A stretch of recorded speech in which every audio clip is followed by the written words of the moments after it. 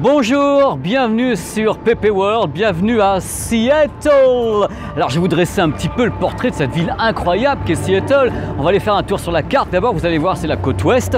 On n'est pas loin du Canada, on n'est pas loin de l'Oregon, de Portland et tout. Et c'est une ville étonnante, c'est une ville à taille humaine, 700 000 personnes. Une ville qui a beaucoup changé depuis quelques années. Pourquoi? Parce qu'il y a eu un boom high-tech dans cette ville. Si je vous dis Amazon, si je vous dis Microsoft, d'ailleurs il y a une vidéo sur cette chaîne sur Microsoft, si je vous dis Boeing, Hotel.com, Google, toutes ces sociétés se sont installées ici, donc c'est un peu la concurrence à la Silicon Valley. C'est vraiment une ville géniale, c'est une ville d'eau, il y a la mer à côté, il y a un grand port, il y a des îles qu'on peut visiter, il y a en même temps des lacs et je me suis dit, il faut que je fasse absolument découvrir cette ville de Seattle et les environs à mes petits followers. Donc du coup, qu'est-ce que l'on va faire? On va le faire point par point. Dans cette vidéo que je vous conseille vraiment de regarder, partez pas, zappez pas, on va monter en haut de la Space Needle, on va aller visiter la radio qui a vu naître Nirvana et Pearl Jam, on va aller sur un monorail, on va aller voir la plus belle montagne du coin qui est vraiment à tomber par terre et on finira avec une grande roue. Allez, c'est parti, déjà on monte en haut de la Space Needle. Allez, let's go. Impossible, je dis impossible de venir à Seattle sans aller faire un tour en haut de la Space Needle Tower. Il faut savoir qu'elle n'est pas toute neuve, mes mères, elle a été construite en 1962 à l'occasion de l'exposition universelle. Elle mesure 182 mètres de haut et elle est très solide car elle aura quand même réussi à résister à 2 tremblements de terre sans s'écrouler, ce qui est plutôt rassurant pour les gens qui vivent autour. Alors depuis donc 50 ans, c'est l'emblème de Seattle, on les voit dans tous les films, dans les séries télé, sur les pochettes de disques. Alors au premier étage, il y a un restaurant qui est peu ou prou panoramique et au dernier étage, il y a du panoramique complet. Sur 360 degrés, on peut admirer la baie, le coucher de soleil, la ville, c'est absolument merveilleux. On a une très belle vue de là-haut. Donc, attraction numéro 1 de Seattle, la Space Needle Tower. Allez-y, ça faut vraiment le déplacement, surtout à la tombée de la nuit, c'est waouh. Curiosité touristique absolument incroyable, voici la Ghost Alley à Seattle. On va s'approcher des murs. Vous allez voir pourquoi est-ce que tout le monde est dans cette rue. On s'approche, bing, ce sont des chewing-gums. Tous les gens qui viennent à Seattle, ici, bouffent un chewing-gum et le collent dans cette rue, sur tous les murs. Regardez, c'est absolument incroyable. Ce sont que des jolis chewing-gums usagés, utilisés et tout.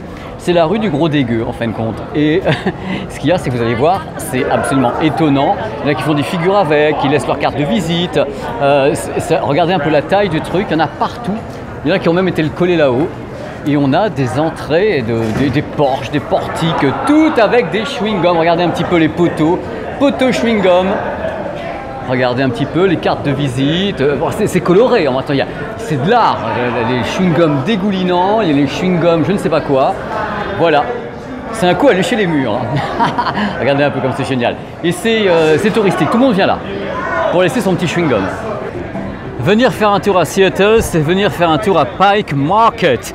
Alors Pike Market, c'est vraiment un lieu incroyable. Bien sûr, c'est très touristique. En même temps, on trouve des produits excellents. En fin de compte, il y a des boutiques partout, il y a des vendeurs partout et tout est classé. En fin de compte, on a les fruits d'un côté, on a tout ce qui vient de la mer de l'autre côté. On a des gens qui viennent de toutes les cultures pour venir proposer ici des produits régionaux. Il y a des artistes qui sont là.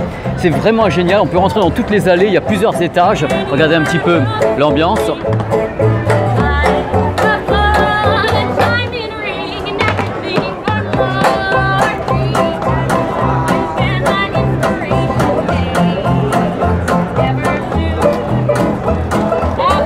Donc voilà, vous pouvez aller après n'importe où. Il y a le waterfront qui est en face donc pour aller vers la mer. Artistiquement parlant, Seattle est une ville très riche musicalement. Elle a vu naître le mouvement grunge. Alors grunge, c'est quoi? C'est Kurt Cobain, c'est Nirvana évidemment, Alice in Chains, c'est Pearl Jam. Alors je me suis dit, en exclu mondial peut-être presque, on va visiter ensemble la station de radio qui a vu naître le mouvement grunge, la station KEPX. C'est un mythe dans le monde entier et j'ai réussi à rentrer à l'intérieur. Allez, on y va, on va voir du matos pas possible et une discothèque de folie. C'est la fête, on va faire un tour à KEXP. Alors KEXP, C'est une radio légendaire ici à Seattle. C'est une radio qui a notamment lancé au début des groupes comme Pearl Jam, comme Nirvana, comme De La Soul. Ils font tous les types de musique et c'est vraiment un endroit culte pour les gens qui aiment la musique indépendante et les grands standards également du rap, de la soul et du hip-hop. En fin de compte, c'est la légende vivante ici. Hop, c'est parti. Et oh là là, bah déjà, voilà. Bah, tout est là. Alors je vous le montre, hein, comme ça c'est mignon. Tous les artistes qui sont passés par ici. Bon, je suppose qu'on va voir en effet beaucoup de gens que je ne connais pas. Donc c'est très intéressant, mais ils doivent être très connus dans le coin, je pense. Hein. Donc voilà. Oui, il y a Pearl Jam qui est donc ici. J'essaie de trouver un peu Nirvana parce que eux ils ont vraiment été boostés par cette radio ici. Au début, tout le mythe est venu justement de Nirvana et de Pearl Jam. Alors pour les infos concernant KEXP, alors ils ont une chaîne YouTube également qui a plus d'1 million d'abonnés. C'est une radio à but non lucratif, ils ne gagnent pas d'argent, ils sont là pour découvrir des artistes, pour permettre donc à des artistes locaux ou internationaux de se faire connaître à travers de ce média qui est très puissant dans cette partie de l'Amérique. Et voilà, donc c'est une partie de l'ambiance, on va essayer de visiter un petit peu ça. Là c'est le guide qui est ici et il est en train d'expliquer un petit peu la life de KEXP.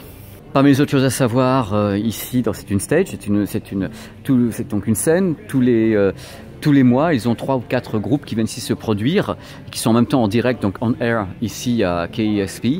Et c'est plutôt cool, quoi. C'est vraiment une radio tremplin. Toujours comme ça qu'elle a été vécue ici. Ils découvrent des artistes, ils les lancent, ils y croient et voilà, c'est le but de la manœuvre. Nous sommes dans la CD Tech de cette radio. 40 000 CD qui sont donc ici. Des trucs collector, pas collector, ils sont en cours de digitalisation, ça prend beaucoup de temps, il y en a 40 000, donc regardez un petit peu, il y a aussi toute une section de vinyle qui est ici, donc il y a des vinyles, j'ose même pas mettre la tête dedans parce que sinon je crois que je vais devenir hystérique, et tous les trucs doivent être collector, des choses que cette radio a accumulées pendant toutes ces années, donc c'est rangé avec du reggae, rap, funk, roots, local music, voilà, et donc regardez tous les CD, les machins, c'est juste du délire. Truc de folie, voici 2 robots qui sont ici. Ces robots peuvent digitaliser 200 CD, on met tous les CD ici, donc 100 CD ici et 100 CD ici, et hop, c'est digitalisé directement par le système. Pour information, ce que vous voyez là, bien sûr, c'est la cabine radio, la cabine de DJ. Elle est conçue de façon étonnante, c'est une chambre sourde en fin de compte, c'est 2 cabines. Il y en a une qui supporte l'autre, ça fait qu'on peut donner des coups partout, des vibrations et autres, ça ne fera pas bouger la cabine qui est entre guillemets entourée par l'autre. C'est une façon pour eux de travailler en étant sûr qu'il n'y aura pas de vibration sur un vinyle, et qu'il n'y aura pas aucun problème, un groupe peut jouer ici, il n'y aura aucune vibration de l'autre côté au moment de la prise de son et autres. C'est très important d'isoler comme ça pour avoir un son d'une qualité maximale. Le studio d'enregistrement de cette radio qui a son propre studio d'enregistrement. On est ici dans la partie principale, donc la partie qui est entre guillemets la prise de son avec la chambre sourde et autres.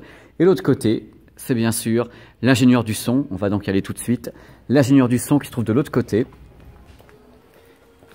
Isolé avec une vitre ou avec autre chose. Là, ça va être une vitre qui l'isole, voilà. Donc la prise de son se fait ici. Regardez un petit peu. Là, le matos n'est pas actif, mais enfin, ça c'est pas grave. C'est pour donner un petit peu l'idée des baies qui sont ici, qui peuvent enregistrer en 24 ou en 32 bits. Ça dépend ce que veut l'ingénieur du son, ce que veut l'artiste. C'est ça qui est important. Avec donc de l'autre côté cette pièce que je trouve absolument magnifique pour la prise de son.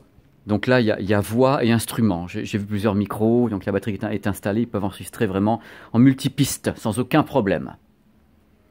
C'est quand même là-bas une station radio, quoi. Je veux dire, c'est fou, c'est un véritable écosystème. C'est super strange quand même, hein. C'est un studio d'enregistrement et c'est en même temps un endroit où on peut tourner des clips, des effets visuels avec toutes ces lumières qui peuvent marcher, qui peuvent fonctionner avec un effet miroir derrière. C'est toujours assez fou, quoi. C'est vraiment un très bel endroit. J'ai vraiment l'air d'un spoons. C'est génial, franchement. Truc cool, très cool. À faire à 90 km de Seattle. C'est le mont Rainier. Alors on le voit de partout. On dirait un peu le mont Fuji. Il fait 4400 mètres de haut. À partir de 2000 mètres, il est enneigé à l'année. Ça fait partie des plus beaux paysages que j'ai vus de ma vie. C'est-à-dire que c'est pas uniquement le mont qui est magnifique. C'est déjà pour y aller. On a des vallées, ça fait penser à Yosemite Park, ça fait penser à des tas d'endroits absolument étonnants. Faune et flore très importantes. Côté animaux, il y a tout ce qu'il faut et des ours. d'ailleurs. Je suis tombé face à un ours de petite taille, encore une chance. Je suis parti comme un débile, comme toujours, avec mon sac à dos dans des petits sentiers. Et il était devant moi. C'était on va dire un adolescent. Donc il m'a vu, on s'est regardé, je me suis dit je cours pas, je n'ai pas couru, j'ai gardé mon sang-froid et heureusement il est parti et il était tout seul. Voilà, parce que mon risque, c'était pas de voir l'ours moyenne taille, c'est d'avoir derrière papa, maman, la grand-mère et tout le monde, alors ce cas-là.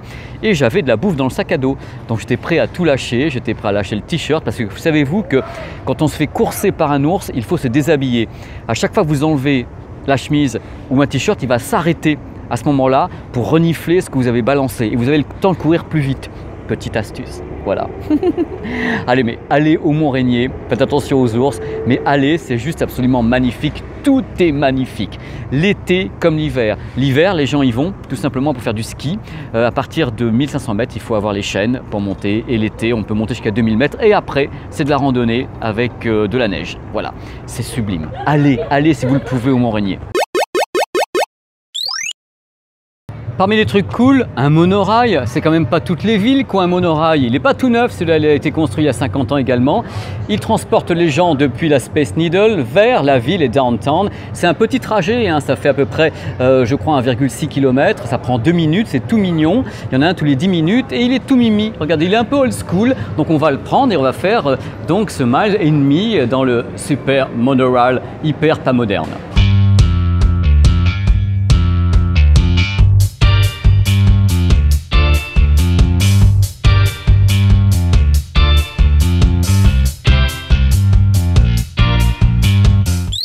Voilà comment je désirais terminer cette vidéo avec la mer. La mer est importante ici, c'est une ville de mer et de lacs et de montagnes. Regardez un petit peu cette vue avec la grande roue de Seattle qui est très célèbre. À partir de 20 h, quand il va commencer à faire nuit, elle va s'éclairer, elle va s'illuminer jusqu'à 22 h. Regardez la ville derrière, enfin une partie de la ville. C'est un coin que j'aime beaucoup. Je viens ici pour dîner un peu le soir, c'est très calme, c'est reposant. En tant que ville d'eau, il faut savoir qu'il y a beaucoup de petits bateaux, de bateaux de moyenne taille ou des très gros bateaux qui amènent les gens toute la journée sur les îles en face. Il y a beaucoup d'hydravions également. Pour 150 $, on peut faire un aller vers une île et revenir dans la journée. C'est quelque chose qui se fait fréquemment ici en tant que ville d'eau. C'est vraiment très agréable. Par contre, je le dis tout de suite, pour les gens qui veulent une ville américaine qui bouge un maximum, c'est pas Seattle. Seattle est une ville très calme qui s'étend sur des kilomètres et des kilomètres en dehors de Seattle.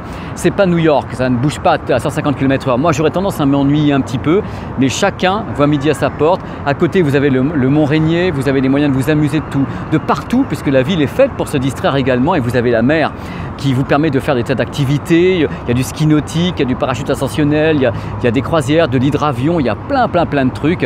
Et il y a un art de vivre à Seattle qui est ponctué par la musique et qui est ponctué par des gens qui viennent de plusieurs communautés qui sont très sympas, donc c'est plutôt cool. Donc voilà, c'est une ville que je conseille pour les gens qui veulent un peu de calme, du dépaysement et un truc différent de New York ou bien de villes qui bougent très fort comme Boston ou Chicago. J'espère que ça vous a plu, que vous avez aimé cette petite excursion et incursion dans l'univers de Seattle, une ville à la fois moderne, à la fois très calme. J'ai fait cette vidéo voilà, en disant des trucs cool, comme ça j'ai tout mis dedans. J'espère que le format vous a plu. Je voulais pas faire un truc de 30 minutes pour vous gonfler. Voilà, n'hésitez pas à aller partout sur cette chaîne. Mais vraiment, je suis sérieux, parce qu'il y a des vidéos de tous les côtés, il y a des trucs de high-tech, des billets d'humeur, il y a des voyages, des villes. Amusez-vous, c'est gratuit, c'est pour moi. Je vous embrasse, à très vite pour d'autres vibrations extra PPI-esques sur PP World. Au revoir. À Seattle, côté film et séries télé, il y a tout ce qu'il faut. Côté film, bien sûr, Sleepless Night in Seattle avec Meg Ryan et Tom Hanks. Ça a bientôt fait un carton et ça a fait connaître un petit peu Seattle dans le monde entier. Et séries télé, Grey's Anatomy, Dark Angel. Il y a du monde quand même, il y a du monde qui vient tourner ici. Quand je vous dis que Seattle, ça bouge quand même. C'est pas la ville la plus fulgurante de la Terre, mais ça bouge pas mal.